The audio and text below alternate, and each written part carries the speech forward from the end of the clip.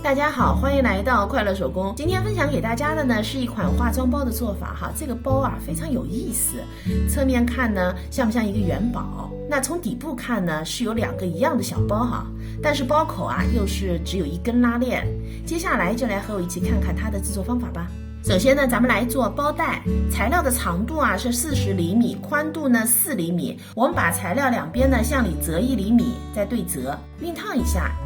然后呢，两边各车一条窄边。包带呢，咱们就车好了。接下来呢，拿出主体材料，面子上呢，我做了一个拼色。那拼色的尺寸呢，正好是它的一半。反面呢，我烫了180克的铺棉，铺棉的长度40厘米，宽度呢23厘米，放了1厘米的缝缝。接下来呢，在面子上啊，我们先来收个褶子，这是中心线哈，离中心线1.5厘米，咱们收2个2厘米的褶子。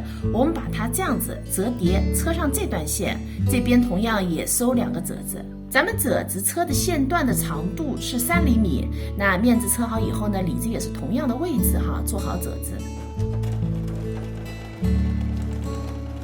接下来呢，拿出一根拉链，这个拉链的长度呢和这条边的长度是一样的哈。我们把拉链给分开，分别搁在两端。拉链的齿呢是冲里的，然后盖上里子，两边各车一条线。车好后呢，我们把材料翻到正面，在拉链的这儿呢各车一条窄边。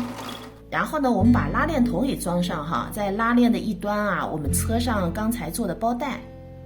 接下来呢，把材料啊翻到反面。现在呢，就是咱们做这个包最重要的一步了，把它呢折出2个包来。这儿呢是中心线，咱们第一次折叠，折好后呢，这儿的宽度是5厘米，然后同样的宽度呢再折一次，最后把拉链压下来。对准中心线，用缝纫机啊把两头给车上，毛边呢我们用包边带给包上。这个包做好以后呢，里边有一个夹层，把这个包啊分成了2部分。这期视频内容呢就是这些了，感谢您啊花宝贵的时间来看我的视频，记得帮忙点赞哦，咱们下期再见。